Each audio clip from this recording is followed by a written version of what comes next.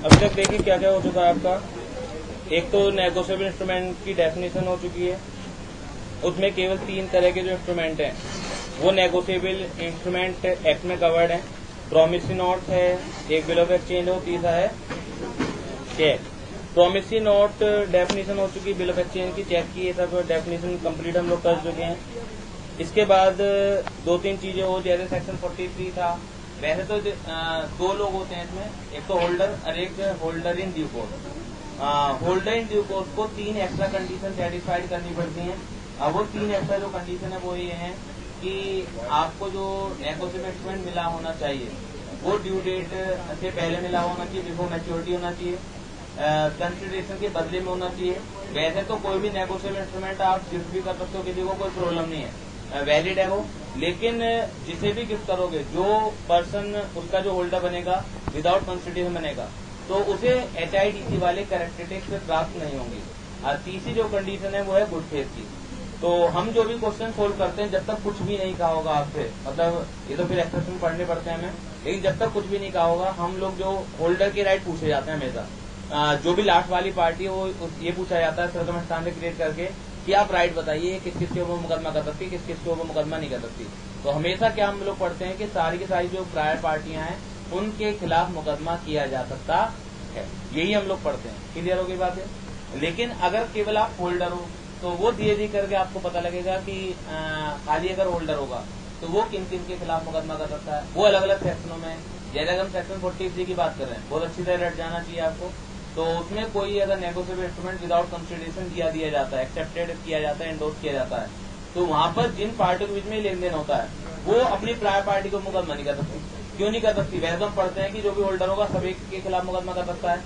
क्यों? क्योंकि without consideration केवल वो होल्डर है, HIDC नहीं है। ठीक है, अगर वो HIDC होता तो मुकदमा कर देता। तो वो अलग अलग सर्कमस्टांसेस में हमें पढ़ना है, लेकिन जब तक कुछ भी ना कहा जाए, सिंपल आए, तो जो भी पार्टी है लास्ट वाली वो सारी प्रायर पार्टी को मुकदमा कर पाती है। ड्रॉई के खिलाफ तभी हो पाता है मुकदमा अगर वो एक्सेप्टेड है, और अगर वो एक्सेप्टेड नहीं है तो ड्रॉई के खिलाफ मुकदमा नहीं हो पाता।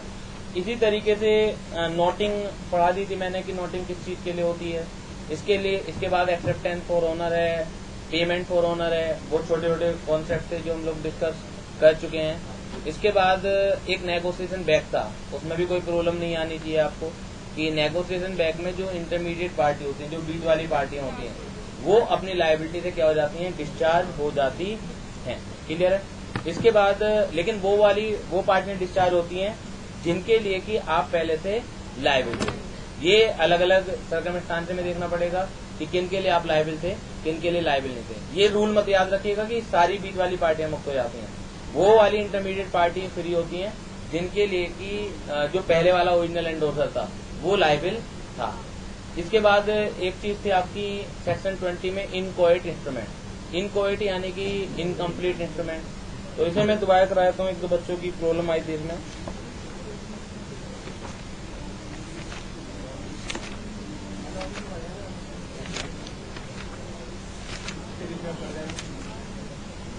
पेज नंबर 77 पर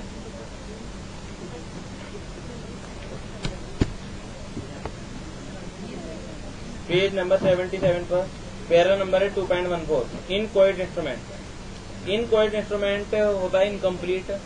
आपने मतलब जो भी होल्डर है उसका या जो भी एंडोर्सर है उसने एंडोर्सी को डिलीवर करते वक्त उसमें अमाउंट फिलअप नहीं की, तो उसे हम कह देते हैं इनकोएट इंस्ट्रूमेंट। एक डायरेक्शन दे दी कि अरे चेक के ऊपर लगता नहीं है, सेक्शन 20 चेक के ऊपर नहीं लगता क्योंकि चेक के ऊपर स्टैंपिंग की जरूरत नहीं पड़ती है, तो बिल ऑफ एक्सचेंज के ऊपर लगता है, प्रॉमिस नोट के ऊपर लगता है। तो हो सकता है कि प्रॉमिस नोट जो इसका मेकर है, माना ए है, अरे बी को प्रॉमिस करना चाहता है कि मैं आपको इस ड्यू डेट पर 10,000 रुपए देने का वचन देता हूँ। एक तो ये प्रॉमिस नोट हो गया। एक ये है कि ए ने बी को कहा कि मैं आपको टेस्ट यानी कि खाली जगह छोड़ दी, इतने रुपए देने का वचन देता हूँ। अब बी को इसकी डिलीवरी दे दी, स्टैंपिंग वगैरह कर दी, उसकी सिग्नेचर वगैरह कर दिए। अब बी को ये डायरेक्शन दे दी कि आप इसमें 10,000 रुपए तक की अमाउंट फिलअप कर सकते हो। फिलअप करके इन्हें क्यों नहीं दिया कि कई बार ट्रांजेक्शन क्या होता है, एग्जैक्टली अमाउंट ही नहीं पता होती, तो दूसरे के ऊपर आप विश्वास जताते हो, आप उसे अथॉरिटी दे देते हो, पावर देते हो कि इतने रुपए तक की अमाउंट आप फिलअप कर लीजिएगा। एक दूसरा आदमी आपका विश्वास तोड़ता है और उसमें ज्यादा अमाउंट फिलअप कर देता है, तो क्या वो इसके मेकर से पूरी अमाउंट रिकवर कर सकता है, नहीं कर सकता? तो अगर वो होल्ड एंड ड्यू कोर्स है तो पूरी अमाउंट रिकवर हो जाएगी, बशर्ते कि जो भी अमाउंट है वो स्टैंप वैल्यू से ज्यादा ना हो। क्योंकि स्टैंपिंग का एक लॉ चलता है कि अगर आपको कोई भी लेन देन लीगलाइज करना है तो व्हाइट पेपर पे लिख के काम नहीं चलता, या तो आप स्टैंप पेपर पे लिखिए या व्हाइट पेपर पे लिखिए, फिर उसके ऊपर स्टैंपिंग लगा दीजिए गवर्नमेंट को। सिंपल सा कॉन्सेप्ट ये है कि गवर्नमेंट को भी खर्चा चाहिए। गवर्नमेंट आपके लिए जज अपॉइंट कर रखे हैं, उसने इतनी बड़ी मशीनरी चला रखी है, तो आपके प्राइवेट झगड़ों को निपटाने के लिए उसे पैसा चाहिए। तो जब तक कि गवर्नमेंट के स्टैंप नहीं लगे हुए होंगे, यानी गवर्नमेंट को फीस नहीं जाएगी, तो जब तक वो चीज लीगलाइज नॉर्मली नहीं हुआ करती।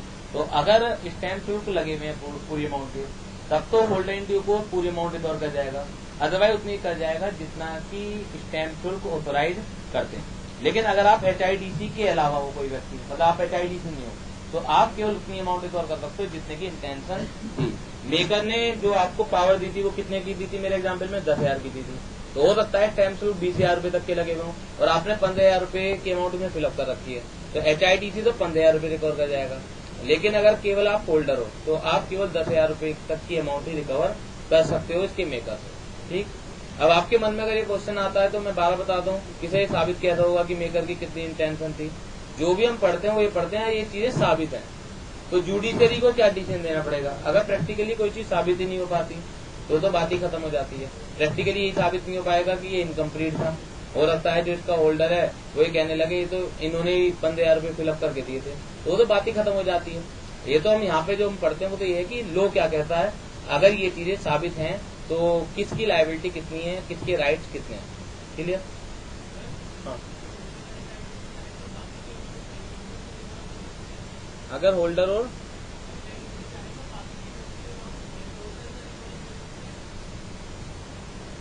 मतलब HIDC सपोज कीजिए 20,000 रुपए के स्टैंप शुल्क लगा हुआ है उसमें और 25,000 रुपए की अमाउंट फिलअप कर रखी है आपने, तब कह रहे हो